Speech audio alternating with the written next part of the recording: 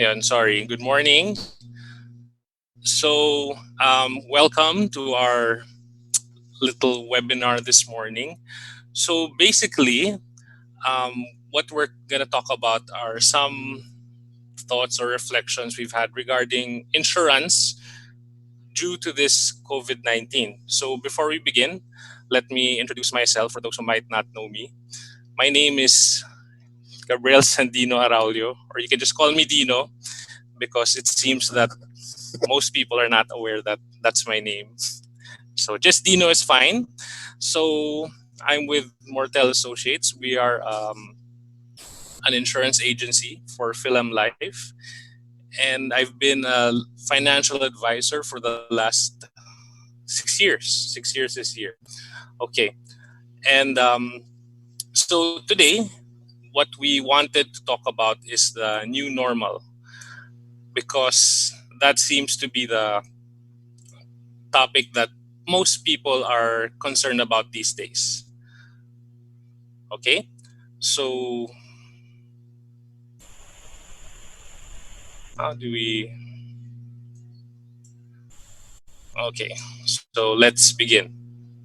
So basically, so the topic is the new normal, some insurance lessons from COVID 19. Because over the last 2 months, that's all anything ev- anyone's been able to talk about, right?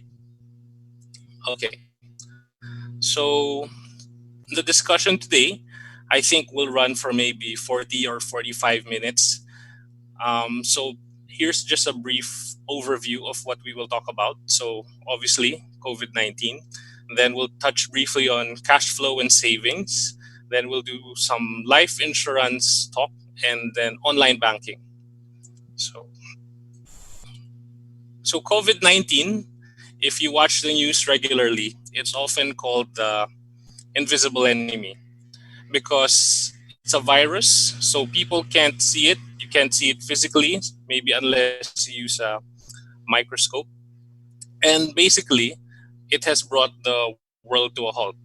I can't think of a country in the world that has not been affected in some way by COVID 19. And as you know, most countries were forced to go into some sort of lockdown due to this virus. So that's why it has brought the world to a halt, and in some cases it's brought some economies to their knees. Okay, so here are some quick facts about COVID-19, though I'm sure that most people have heard this over and over again. So COVID-19, it does not discriminate because initially when we would hear about it, they would say that only the older people would be infected. But as we know now, that is actually not the case. So it infects people of all ages because lately we've been hearing about children who get seriously sick due to complications related to COVID 19. And it affects all social classes. So whether you're rich or poor, there's an equal chance of you getting COVID 19. So it's easily transmittable. As you all know, it can be transmitted even with a simple handshake. That's why over and over again, we hear in the news that you should practice social distancing. Stay 6 feet apart. Don't shake hands. Be careful who you interact with. Be sure that you don't let any outsiders into your home. Things like that. So practice social distancing. That's not just during the pandemic, but even life after this pandemic. Well, as long as the virus is still around. So another thing that people talk about is that it's hard to detect because there are many asymptomatic cases and tests are not always accurate. So a lot of people, they say, may have it, but they just don't know that they have it. And some of these people that have it and don't have symptoms are the ones who are able to transmit it to other people. And the tests are not always accurate because if you read some of the news that comes out, there are some tests, depending on the kind of test, it affects the accuracy. And also, it also depends on when in the cycle of the virus you take the test, whether what the reliability of that test will be. So obviously, since I'm not a doctor, I cannot go into the specifics of the kinds of tests. But I do know that they're having some difficulty in some cases detecting the virus. And in terms of the medical challenges, so there's no readily available cure right now. Um, and that there's a global effort to develop a vaccine. So one of the things going on around the world is they're still trying to find ways to treat the virus. I know there are some tests being done on medicine that is meant for other sicknesses, and hopefully we get good results from them so that people can get better a lot sooner. And we often hear that it won't end without a vaccine, but there's a global effort to develop a vaccine. So we hope that hopefully by late this year or sometime next year, if we're lucky, there will be a vaccine readily available for everyone. Okay.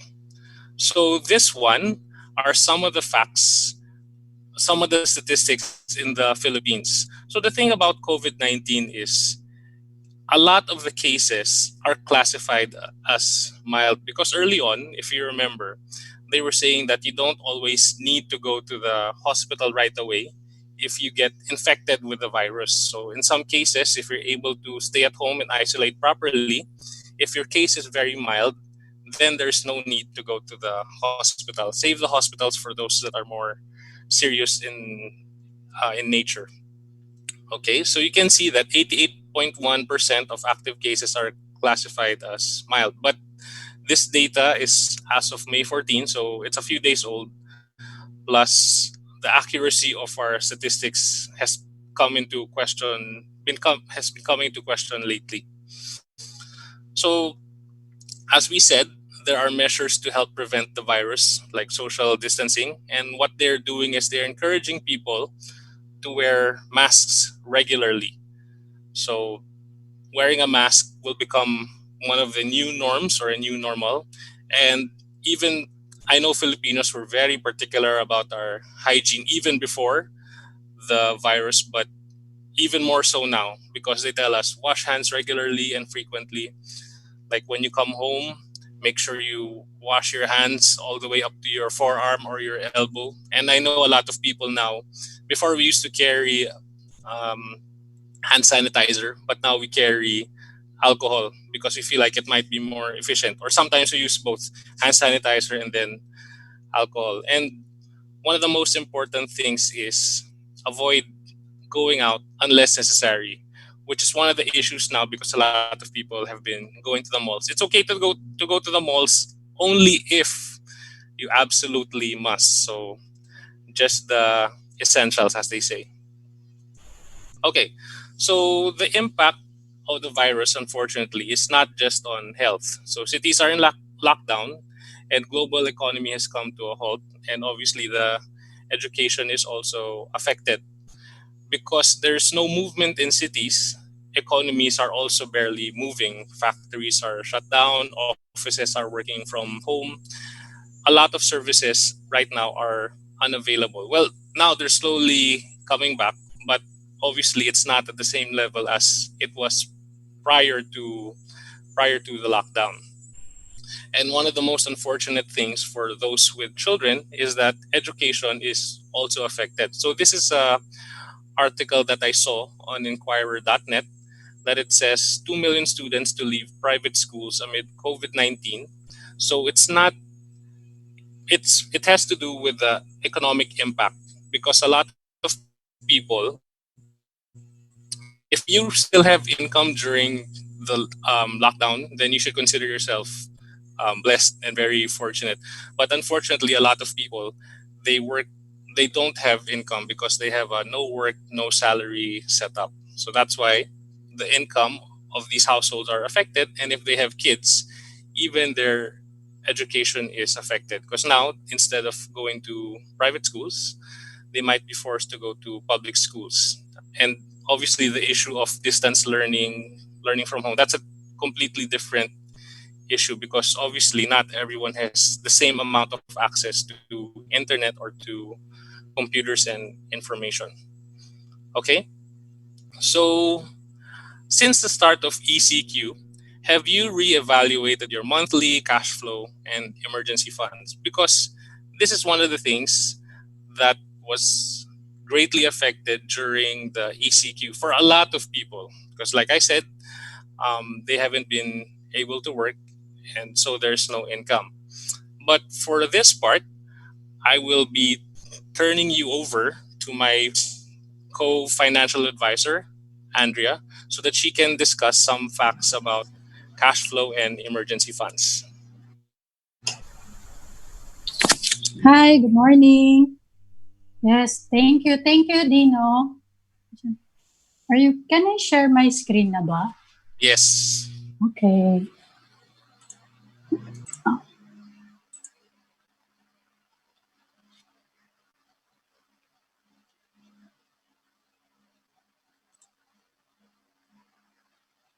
hi, ma'am. Yun, sige.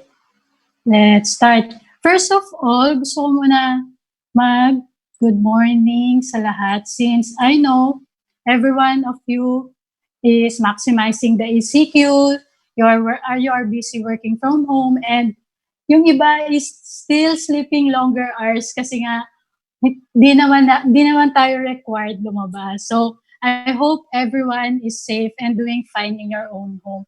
Anyway, before me, Dino talked about the COVID-19 and its effect. And if I may add, ano nga ba talaga yung crisis na kinakaharap natin ngayon? First is, what he said is the pandemic. Pandemic right now is everyone knows about it, and it is about the new virus na hindi pa natin siya masyadong kilala, and madami pa tayong kailangang ma-discover sa kanya para we can come up with the vaccine or with a cure na kahit papano sana is mabawasan yung transmission within the community or within the world. Next is we're experiencing right now also is the infodemic. Ano nga ba yung infodemic? Infodemic is the excessive amount of information about COVID-19 or the pandemic. Usually, informations are good and it helps the community to learn na kung ano yung mga kailangan nilang gawin. Pero sometimes, if the datas are not verified and kumalat na siya like fake news, eventually it causes confusion for the general public.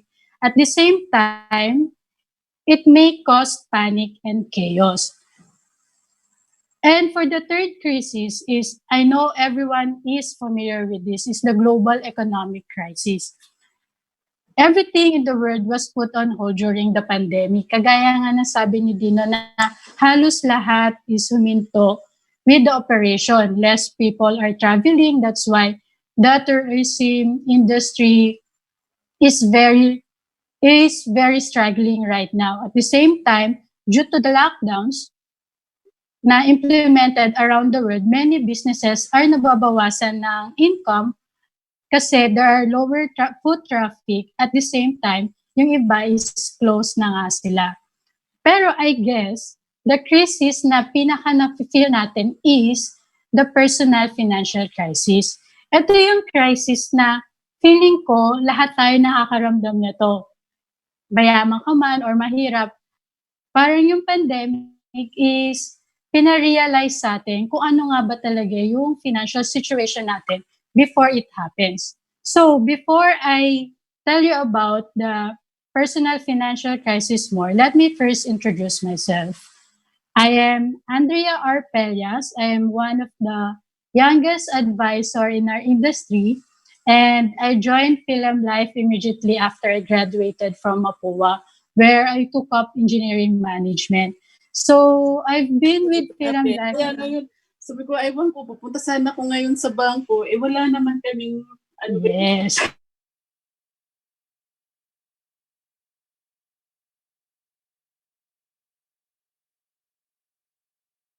Cartel na nanonood ngayon, and for 3 years, I've learned a lot about financial management or how can we make our financial goals more attainable. And for hindi lang ako 3 years hindi ko lang 3 years kilala yung film. Ever since na bata pa ako, and actually my mom was a financial advisor too, she was able to get a fund sa Film Life. So technically, Film Life din yung nagpaaral sa akin. So, ayun. Going back, ano nga ba yung personal financial crisis? Before ECQ, alam ko na we are busy with our own lives. We are working, we have our own activities. And with that, we have a constant income. And with an income, syempre, hindi mo mawala yung expenses natin. So, ang question is, nung nag-ECQ ba, anong nangyari sa income and expenses natin? Yung iba will say na okay lang, ganun pa din. And kahit pa paano, nakakapag-save pa ako. And yung space between the income and the expenses are the savings natin. Pero dun sa mga hindi masyadong swerte, during ECQ, they are the ones na naka-experience na merong decline in terms of their income. At the same time, yung expenses nila is mas tumaas. Kasi alam naman natin na during pandemic, parang lahat ng bagay mas nagmahal. Lahat ng bilihin ngayon, especially the alcohol, the face mask. Dati yung face mask, magkano lang siya. And during the pandemic, parang yung iba is nag-hoard na nga. And because of that, mas tumataas pa yung cost niya. And that the intersection between the income and the expense is what we call the personal financial crisis. Ito yung time na nararamdaman natin na, oops, hala, wala na pala akong pera. Yun. And anong gagawin ko para kahit papano is masabayan ko yung taas ng expenses ko habang pandemic. So, looking back, let me ask you something. If you knew that COVID-19 will happen, what would you have done last year? And I know some of you can reply pala sa chat box if you want para kahit pa paano naman we have an interaction with I have an interaction with you. So, ayun. So, I would have saved 13th month pay, baka save more.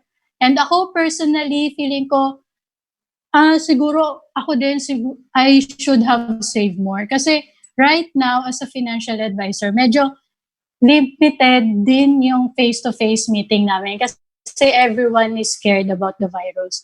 Yun, madaming, buy less toys. Sino yun? Si Dino, buy less toys. And save more. Yun. And your answers may be quantified dito sa apat, and this is the most common answer. Sabi ng iba, siguro they have saved more. Personally, ako din, ganun. And siguro yung iba should have prepared for supplies like yung alcohol nga, the hand sanitizer, or the food. And yung iba naman is sana I am cash ready, na I have more liquid funds na to sustain yung everyday gastos ko during the ECQ. Personally, ako nung first few months ng ECQ, medyo nahirapan din ako dyan sa cash ready na yan. Kasi luckily, I'm still living with my parents. Kaya kahit pa paano may nakukuhaan ako. Kasi during the ECQ, ang hirap din mag-withdraw. Una, kasi hindi tayo makalabas. Pangalawa, nakakatakot lumabas. And yung sa ATM, madami ring natatakot kasi nga may mga reports na yung iba positive na nakaka-withdraw doon. And lastly, eto, ang ganda ng sagot na to, sana insured ako. Kasi during the pandemic, hindi talaga biro yung cost of hospitalization. And siguro the first few months of ECQ, sabi ng PhilHealth is i-cover nila. Pero I don't know what exact month, parang naglagay na sila ng bracket kung magkano na lang yung kaya nilang i-shoulder. Pero bottom line, this only means na sana we were able to prepare. Kasi karamihan sa ating mga Pilipino talaga is mga batang bahala. Lumaki ako sa term na yon. And ewan ko kung old school ba ako, pero sabi ng mom ko, ang daming batang bahala sa atin. And somehow, ECQ made us rethink. Tsaka, re-evaluate kung ano ba yung choices natin or yung discipline natin sa financials natin. Kasi, it's like we were given the trial or sample na kung ano ba yung mangyayari if we don't prepare for the worst case scenario. And right now, sabi nila 2020 will be a prosperous year. Pero for the first 5 months pa lang ng 2020, medyo madami na tayong pinagdadaanan. Hindi pa tapos yung 2020 and our life then is not yet done. Kaya if we didn't prepare for the pandemic, siguro we can prepare for the risk na pwede pa nating ma-encounter along the way. So, we should remember na it wasn't raining when Noah built an ark. So, moving forward, how do we build the crisis-proof financial? And how do we prepare better so that we have a stronger financial defense? And for me, yung steps na to can be summarized into three, which is first is we create a sustainable cash flow. Second, we prepare an emergency fund. And lastly is we create a risk management. So let's go through each steps one by one. First, we create a sustainable cash flow. Now, before ECQ, meron tayong income, right? And this income is in a form of sweldo o kaya kita natin sa businesses natin. And there is also an input of money in the form naman of expenses. And I know this may sound really cliche, but if we don't spend more than what you earn, as we keep track of our finances, and if our expenses are less than or equal to our income, there is a greater chance of us having a healthy cash flow because we can avoid na malubog sa utang or kasi kung mas mataas yung expenses natin, wala tayong ibang choice kundi mangutang. And with that, meron tayong healthy cash flow. Pero right now, hindi kasi healthy yung goal natin. Yun. Hindi healthy yung goal natin. We aim for a sustainable cash flow. So ano nga ba yung sustainable cash flow? Sustainable means na it has the ability to be maintained whatever happens. And kung ngayon, right now, is nahihirapan tayo, let it be a learning experience na siguro right now, pina-experience talaga sa atin na ano nga ba yung effect pag hindi tayo nakapag-prepare sa cash flow natin. So, kanina sabi ko na we have an input of income and output of expenses. And if enable for us to create a sustainable cash flow, first, we should have an income. And second, yung expenses, hindi na talaga mawawala yan. But let us introduce the third one is the savings. A lot of you, I know na sinasabi na mag-iipon na ako before pa nung pandemic or mag-start na ako mag-ipon.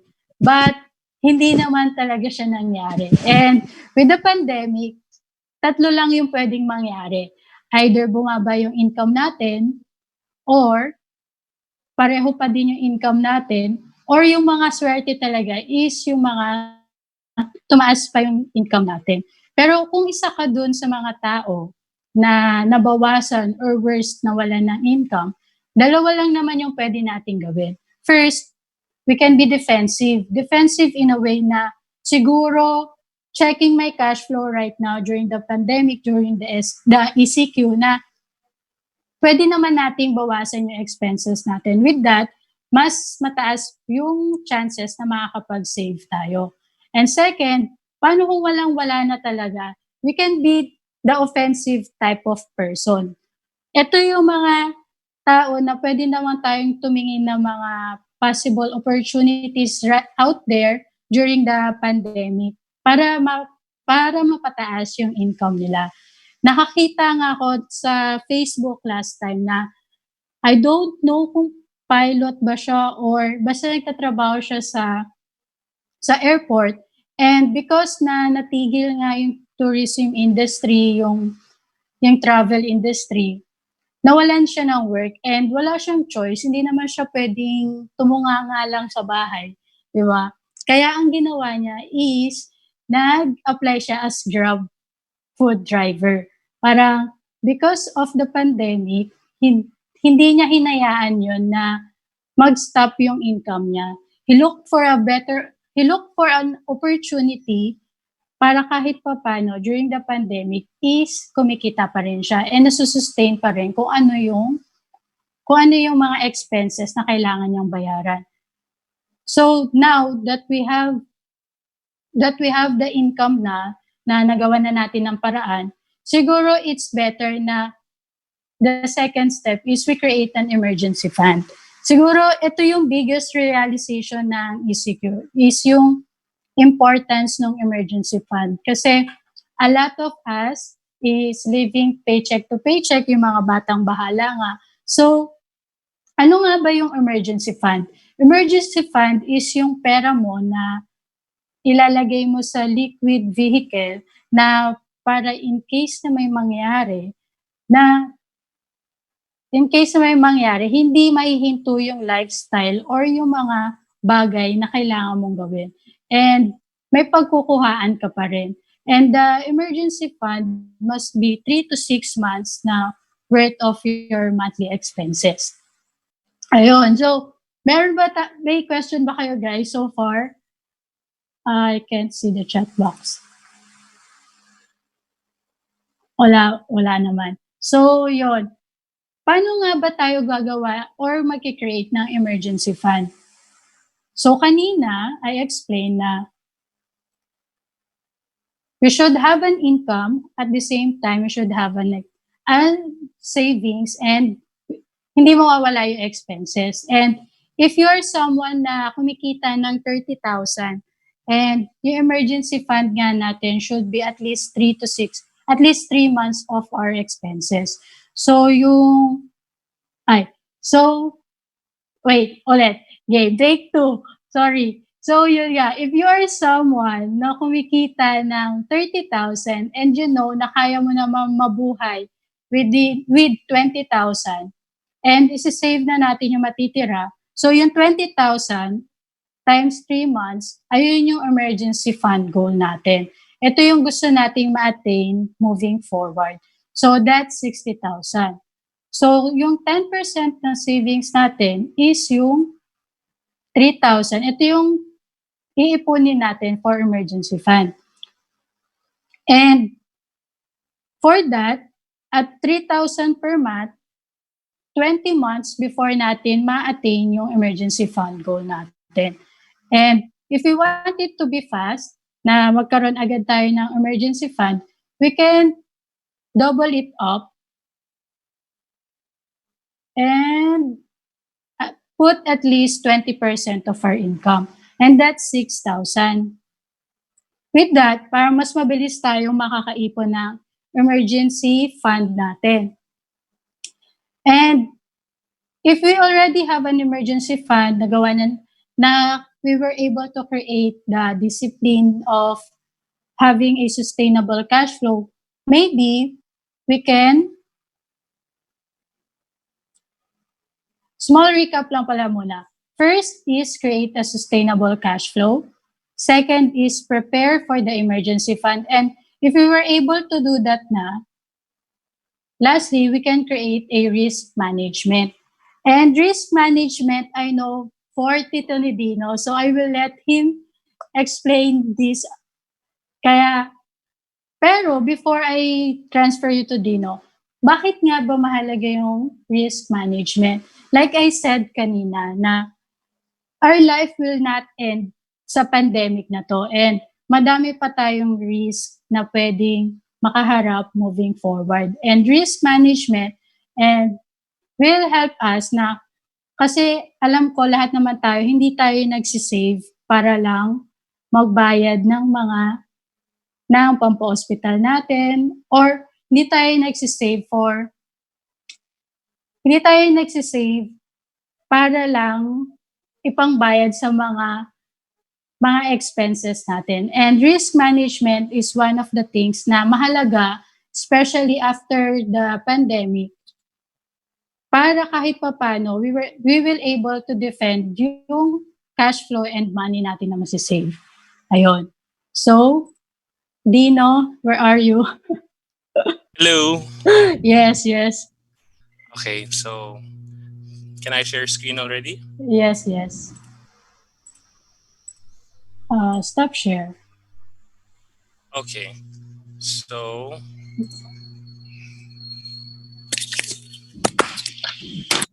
okay. So thank you, Andrea, for sharing. So I think right now, cash flow is very important for us to look over just to make sure that we're not spending more than we can afford. Because basically, that's what it all comes down to. Okay?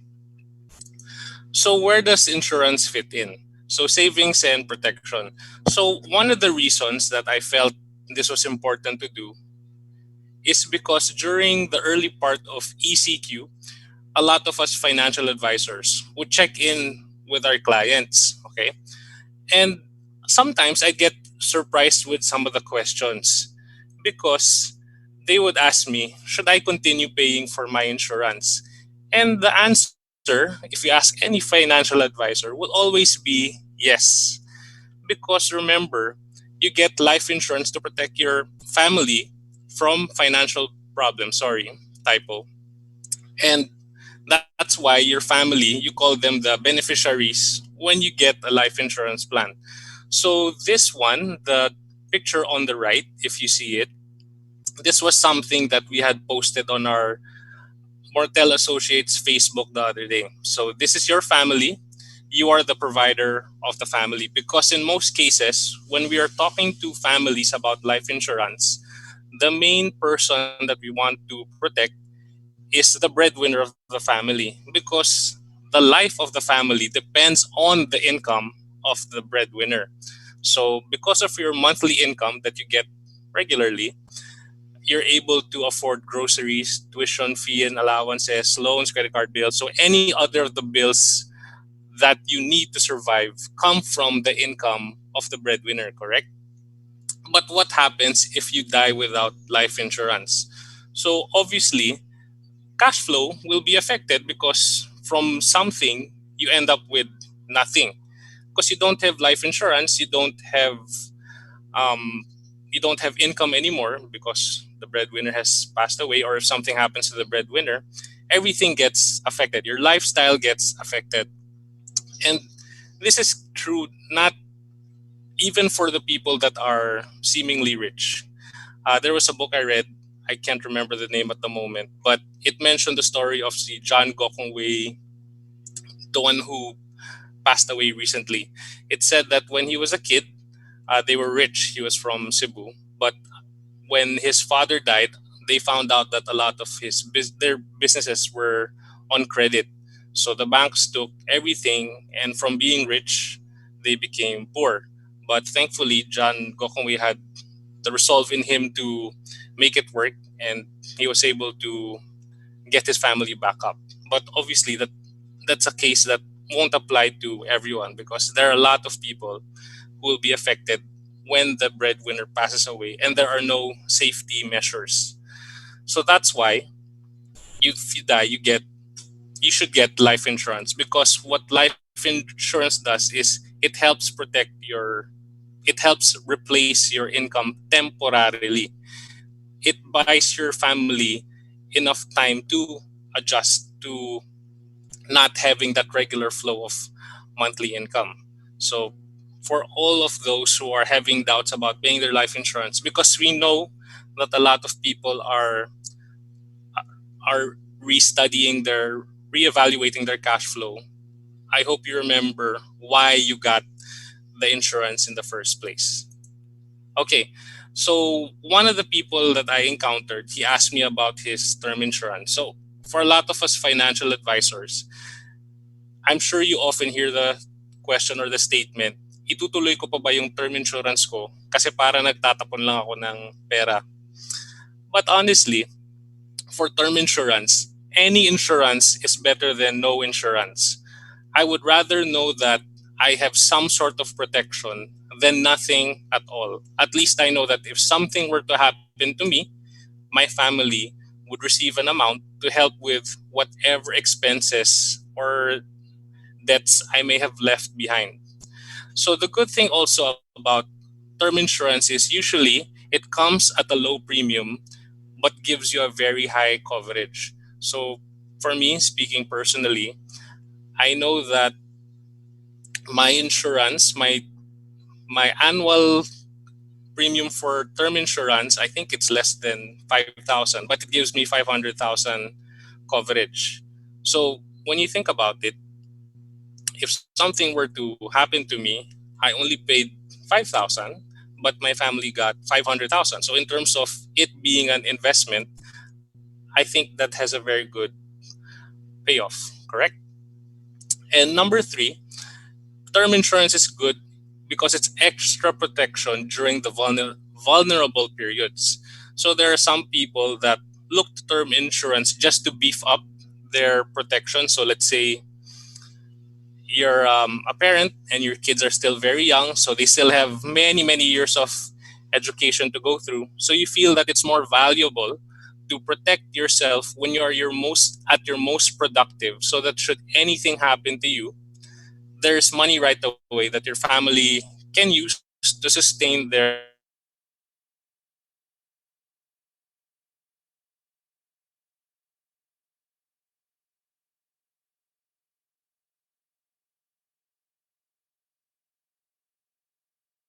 extra protection during the vulnerable periods. And one of the questions a lot of us would get is COVID-19 covered by my life insurance policy? And it depends on what that rider is. So COVID 19 is not considered a critical illness because, as I mentioned earlier, not all of the cases of COVID 19 will result in death. Majority of the people will get better, some even without having to go to the hospital. But in terms of critical illness, some of the complications related to COVID can be covered by your critical illness rider. So I think some patients, they say, suffer from stroke, some have kidney failure, heart attack. So those things are covered by your critical illness rider. So COVID 19, not covered, but the complications related to it can be covered. So another one is the daily hospital income, long-term hospitalization, and the ICU. So if your case is slightly more serious that requires you to be hospitalized, you can get some benefit from these riders if you attach them to your plan. So of course, the plan has to be active and the client has to be below 65 because riders sometimes have a cutoff age in terms of when you can still claim the benefit.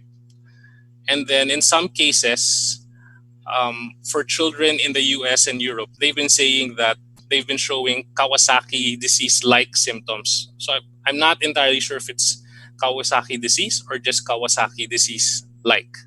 So but in case it's Kawasaki disease, the juvenile critical illness rider for ACP 100 will cover this expense. So again, we're not here to discuss the particulars of ACP 100, but you can contact your financial advisor about it. And obviously, for the basic life insurance, it's covered as long as it's beyond the contestability period. So I think some people, maybe they forget that when you get life insurance, it's not like I get life insurance today, I'm covered by everything tomorrow. No, that is not the case.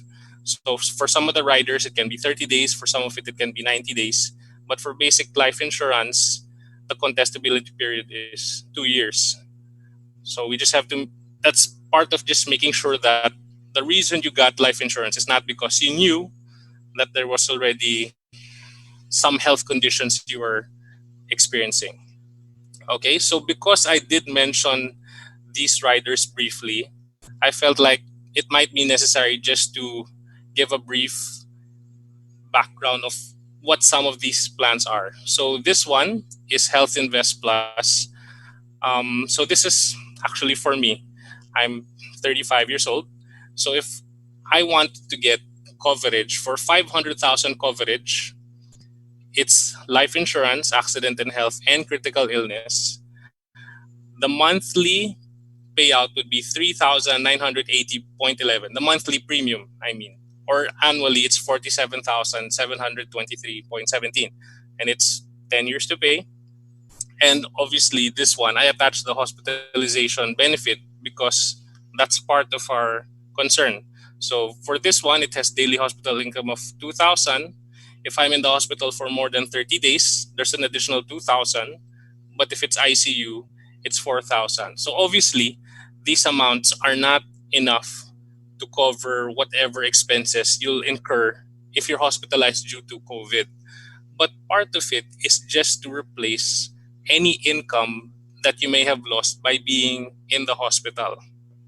And because Health Invest has an investment component, by age 75, when the critical illness rider is gone, at 6% growth, I'll have 1.3 million. Okay?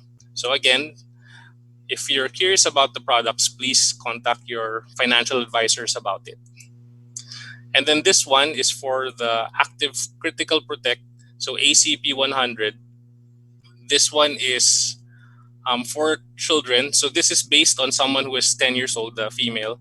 So premium can be 10 years or 20 years. So it's either 12,700 or 23,900.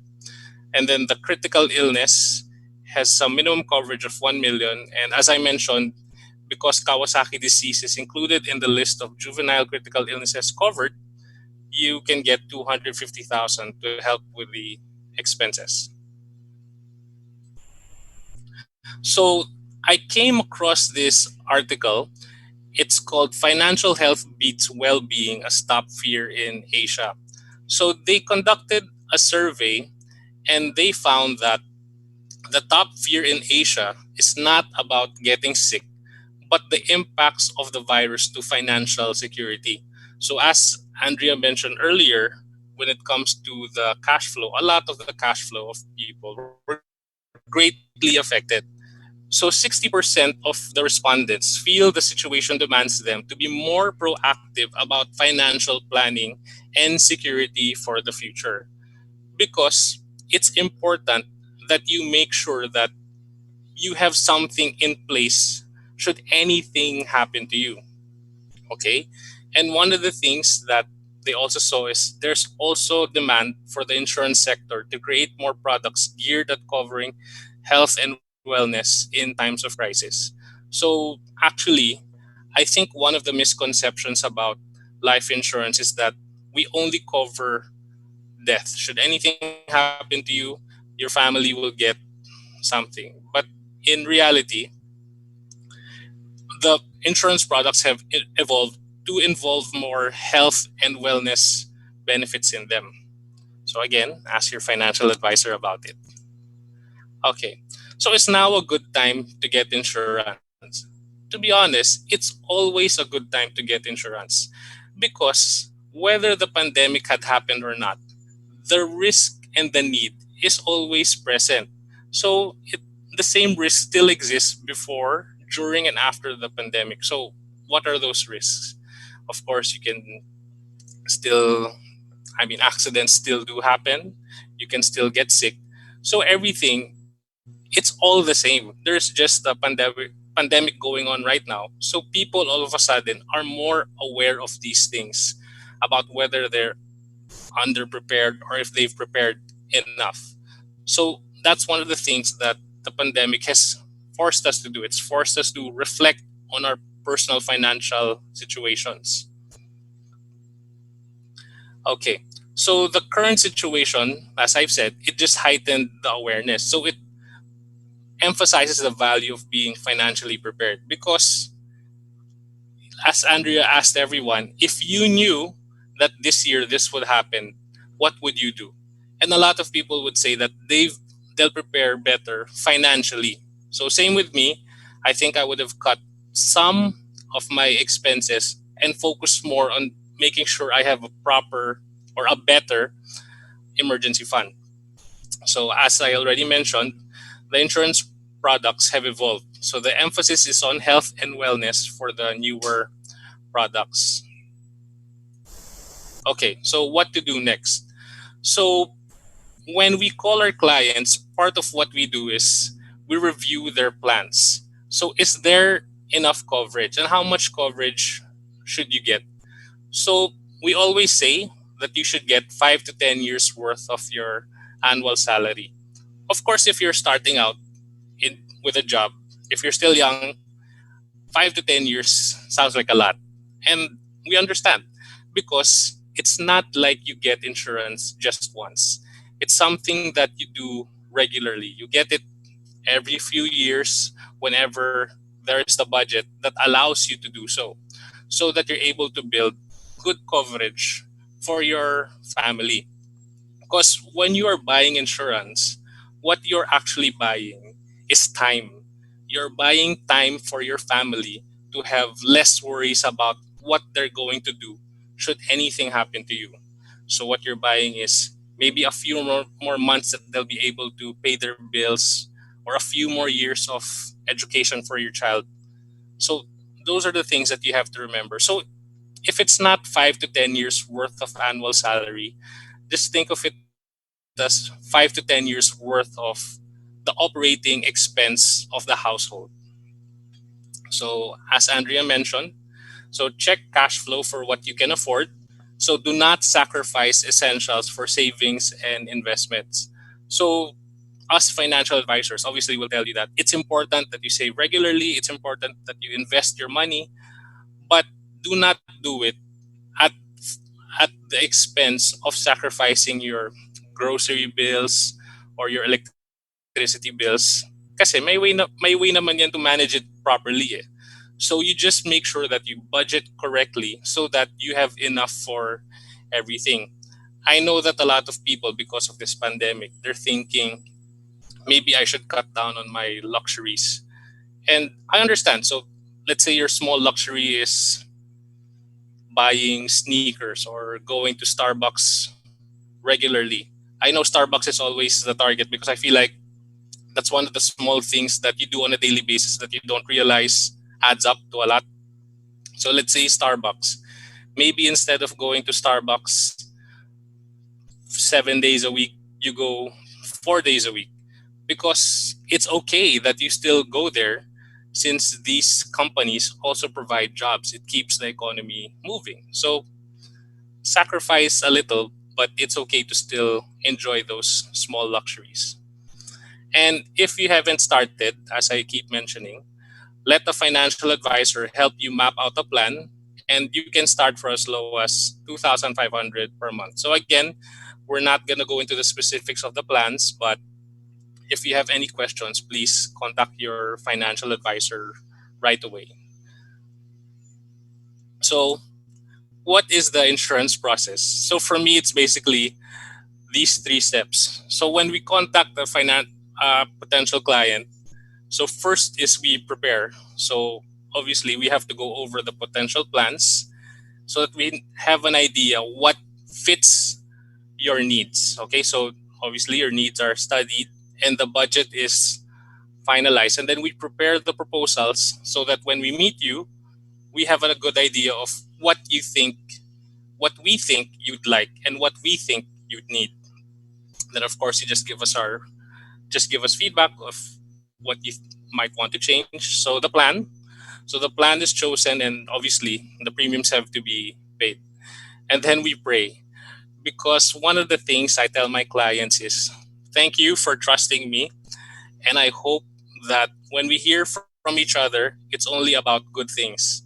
I pray that the client never calls me to say I need to use my critical illness rider, I need to use my hospitalization rider, because that means that something bad may have happened to the client. We always pray for a client's good health. And, you know, financial advisors, the time that we pray the most is when we find out that clients have missed payments or when they have to take a medical. We pray that nothing be found in your medical and that everything is healthy. Because remember, buying insurance is not an opportunity that is open to everyone. If you have some sort of medical condition that prohibits you from getting insurance, unfortunately, that door will be closed to you. Okay, so because we've mentioned COVID 19, obviously it's important to maintain um, social distancing. So, one of the ways that we can help maintain social distancing is Film Life is actually now digital. So, you can review, amend, pay, and purchase Film Life plans from the comfort of your own home. So, this is just for clients to know that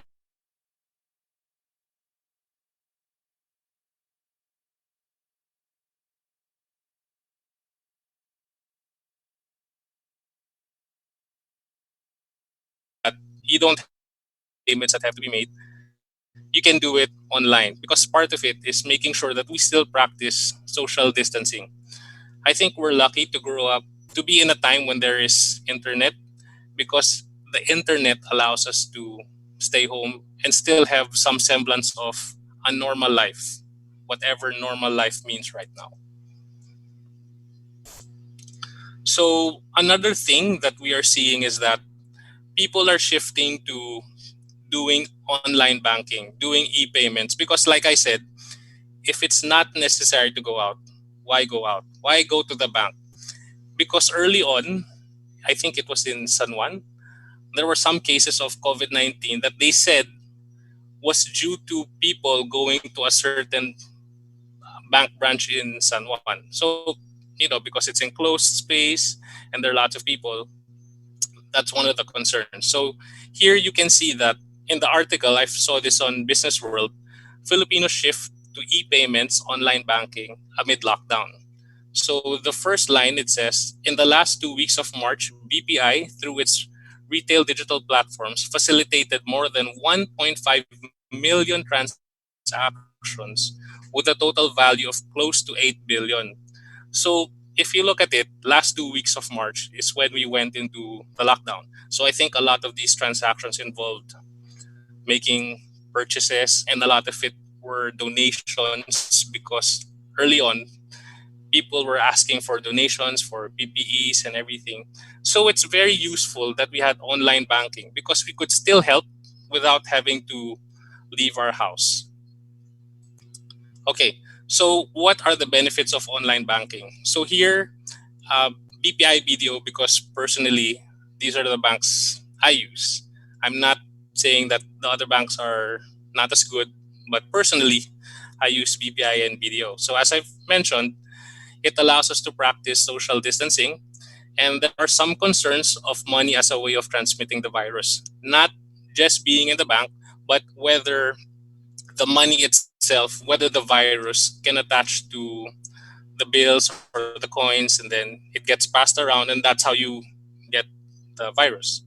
And obviously, bills, payments, donations, and salaries can be done remotely. So I think as a business owner, this is one of the most useful things that online banking has brought us. So at least with our business, you can do online payments. So we don't have to handle any physical money.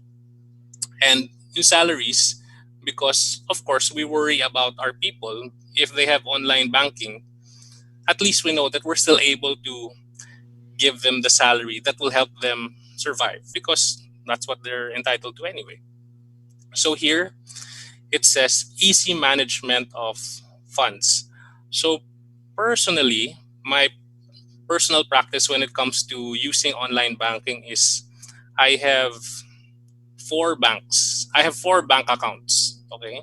So as a financial advisor, we earn commission. So my commission goes into one bank account. And then when I get my commission, I go online right away. And then the commission, I divide it. So I have a bank account for money that I don't plan to touch. I have an account for my certain bills, and then I have an account that I use to pay for my insurance premiums. So to go back to what Andrea was saying about budgeting, that's one of the things that online banking allows us to do. When you have the money, you're able to move it around in such a way that at least you know it's secure, and that way it's easier for you to know how much money you can or can't spend. So, me personally, in my personal bank account, I keep a minimal amount of money so that I don't spend it regularly. And of course, as I've mentioned, online purchases help the economy because if even if you're ordering from Starbucks or any restaurant that's still open, what you're doing is you're helping maintain those people's jobs because the economy still has to keep on moving even during this pandemic so that it will help us survive. So during the ECQ, one of the things that I learned is the value of Paymaya and Globe Gcash. So because there are some people that don't use traditional banks, I think for Paymaya and Gcash, all you need is the person's phone number. So I think there was a group for the jeepney drivers and the bus drivers or tricycle drivers asking for help. And the main way that they would ask for help is they'd give their Gcash or their Paymaya account. And so you're able to help them that way. Okay, so for me, one of the most important lessons that we should have learned from this pandemic is that the new normal should be being more financially responsible. So, of course, we hope that someday we'll be able to go back to our normal lives. We'll be able to see our friends, watch movies, go out without having to worry about the virus, right? We hope that modern medicine is will be able to help return our previous normal lives. But I think it would be useless if we went back to that, but we didn't learn any lessons when it comes to handling our finances. So what we should have learned is that we have to save regularly, we have to invest wisely, we have to spend carefully, and most importantly, we have to budget intentionally. So make sure that you know how to allot your money properly so that should anything like this happen again, you feel more secure about your financial position. And lastly, this is one of my favorite quotes. So, life insurance is like a parachute. If you don't have it the first time you need it, there is no second chance. So, as I've said, in some, it's better to be over prepared than under prepared. And life insurance is not something that everyone has the opportunity to buy. So if you can get life insurance, please do consider it. And there, that's all. Okay. So thank you for that. If you have, I don't know, are we doing questions?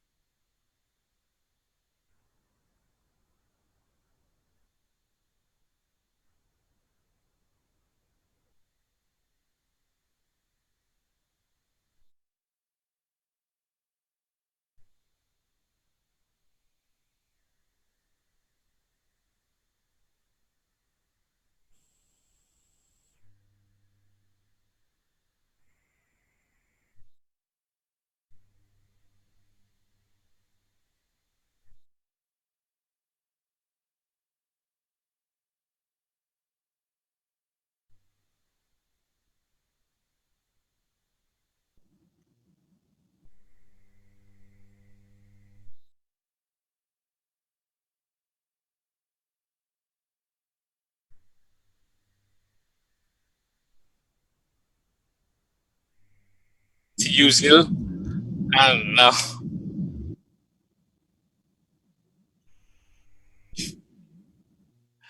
right. Si Yuzil made the correct point. I checked it. Yung sa ACP 100, napagbaliktad ko yung 10 pay and 20 pay. Sorry, hindi ko napansin. So thank you, Yuzil, for pointing it out.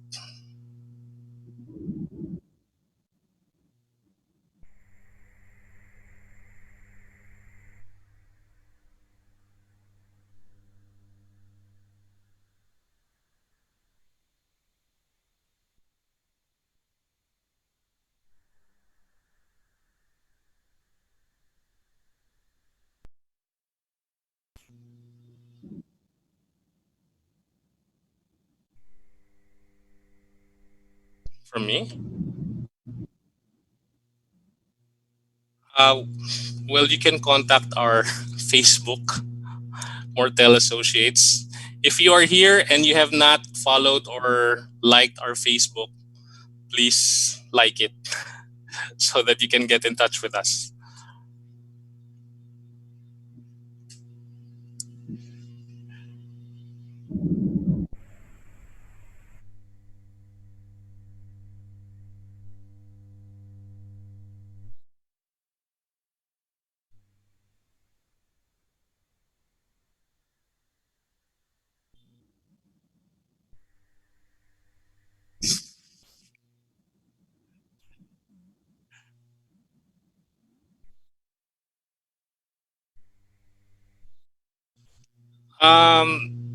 Yeah, there are several. So it really depends. So there's the newer product, which is yung Med Assist, which functions similarly to an HMO. So best to get in touch with your financial advisor for the specifics, because it's hard to go into the specifics without the presentation, without the plan in front of you.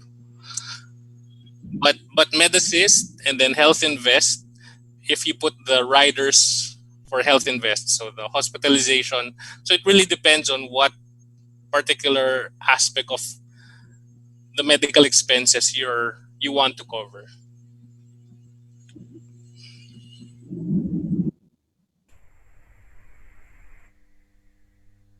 Ah,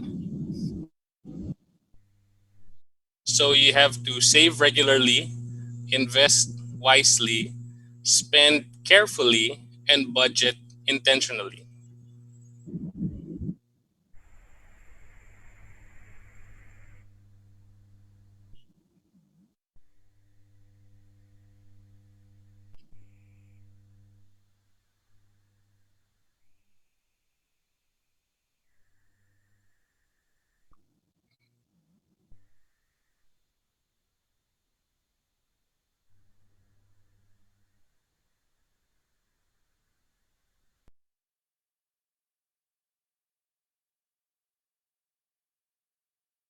No, nakamute si Andrea. Oh, ma'am. Actually, before the ECQ is medyo guilty ako dun sa part of being cash ready. So, during ECQ, talagang big realization siya na we have to save money na liquid. So, moving forward, parang instead, kasi I'm the type of person na invest, invest, invest. Kasi never in my lifetime na akala ko ma-experience ko yung ganito, yung pandemic. Kasi buong lifetime ko, parang hindi ko naman siya narinig na mangyayari. And right now, because it happened na nga, parang it somehow teach me a lesson na it's good to invest, but at the same time, it's good to have money na easily makukuha natin pag kailangan natin. So, yun.